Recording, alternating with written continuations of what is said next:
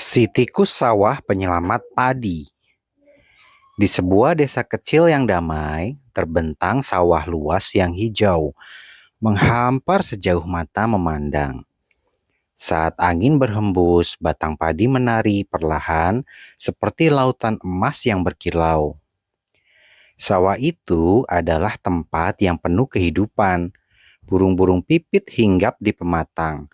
Capung berputar di atas air dan kata-kata kriang menyanyi dari sudut persawahan.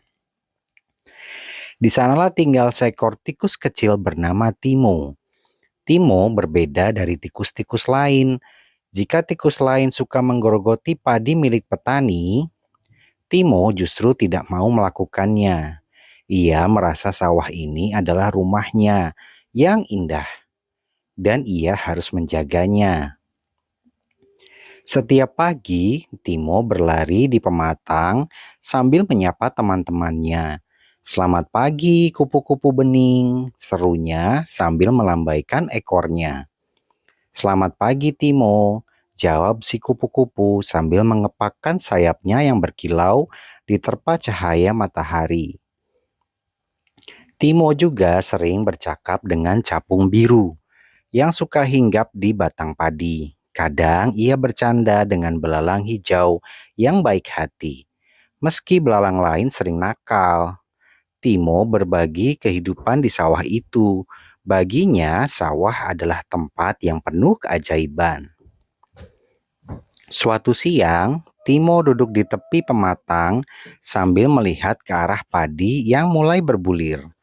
Angin berhembus lembut, membuatnya mengantuk. Namun tiba-tiba seekor capung hinggap di dekatnya. "Timo, lihat deh," kata capung biru. "Padi-padi sebentar lagi menguning. Petani pasti senang karena sebentar lagi panen." Timo tersenyum. "Iya, aku juga senang kalau padinya banyak, petani bisa bahagia. Kalau petani bahagia, sawah juga tetap dijaga."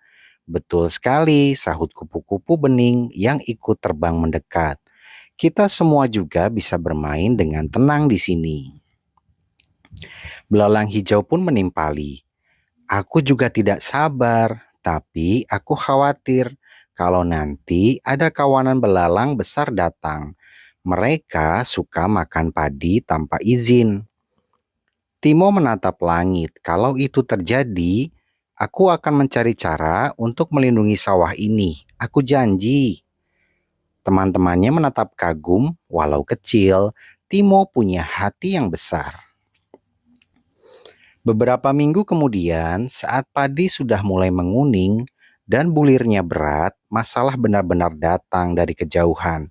Terdengar suara bising seperti gemuruh. Kawanan burung pipit berbondong-bondong turun ke sawah. Mereka hinggap di batang padi dan mulai mematuk bulir yang kuning. Tak lama kemudian, suara lain terdengar, krik krik krik krik. Ribuan belalang hijau beterbangan turun seperti hujan, langsung menggigit daun dan bulir padi. Sawah mendadak kacau. Daun-daun padi berlubang, bulir-bulir jatuh ke tanah. Para petani melihat itu dari kejauhan. Mereka panik. "Aduh, habis panen kita kali ini. Bagaimana ini?" teriak seorang bapak. Petani mencoba mengusir kawanan itu dengan teriakan dan bambu berisik. Tapi jumlah belalang dan burung terlalu banyak. Timo yang kecil ikut melihat. Ia terkejut. "Tidak, sawah ini akan rusak kalau begini. Aku harus berbuat sesuatu." Timo tidak mau tinggal diam. Ia mengajak teman-temannya berkumpul di pematang. "Kupu-kupu, capung, belalang, hijau, dengarkan aku," katanya dengan serius. "Kalau kita tidak melakukan apa-apa, padi akan habis dimakan.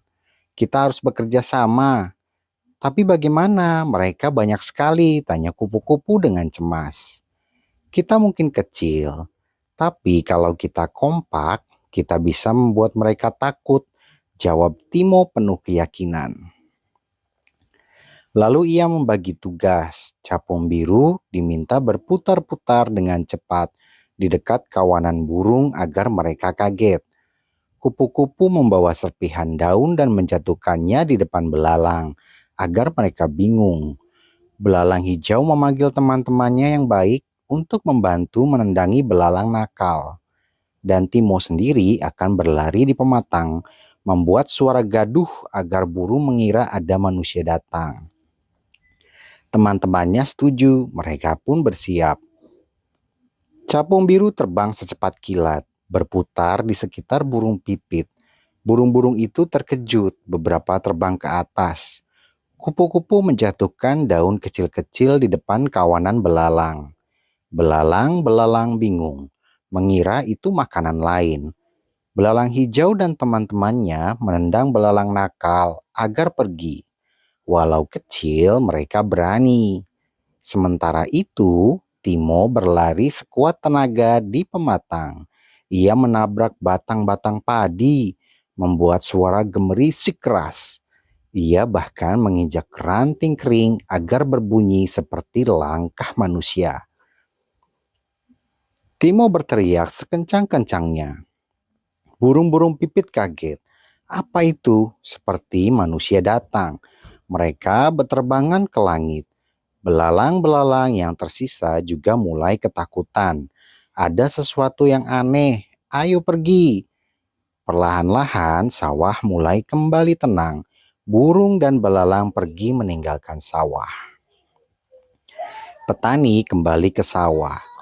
Mereka terkejut melihat burung dan belalang sudah tidak ada lagi. Padi-padi masih selamat.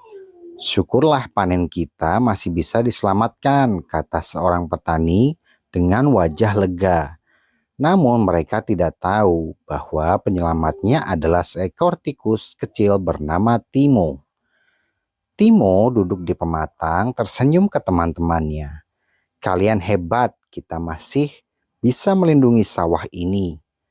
Kupu-kupu berkata, Timo, kau memang tikus sawah penyelamat padi. Capung biru menambahkan, walau kecil hatimu besar sekali. Belalang hijau pun tersenyum. Kita semua harus berterima kasih padamu. Hari itu langit sore memerah indah. Padi bergoyang perlahan seakan berterima kasih kepada Timo dan kawan-kawan. Beberapa hari kemudian, petani pun memanen padi dengan gembira. Panen kali ini tetap melimpah. Timo merasa bahagia walau jasanya tidak diketahui oleh manusia. Baginya, yang penting sawah tetap hidup. Petani bahagia dan teman-temannya bisa bermain dengan damai. Cerita ini mengajarkan kita bahwa sekecil apapun tubuh kita, kalau punya hati yang besar, berani, dan peduli, kita bisa menjadi pahlawan. Bahkan seekor tikus kecil bisa menjadi penyelamat bagi seluruh sawah. Jangan lupa like, komen, dan subscribe channel ini untuk mendapatkan kisah-kisah seru lainnya setiap hari. Sampai jumpa di kisah berikutnya.